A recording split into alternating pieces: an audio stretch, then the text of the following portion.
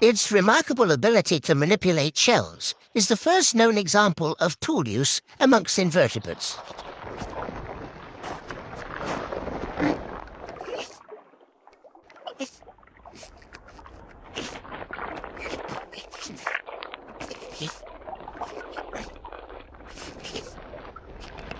Now the octopus can get back to its adolescent enthusiasm with bodybuilding.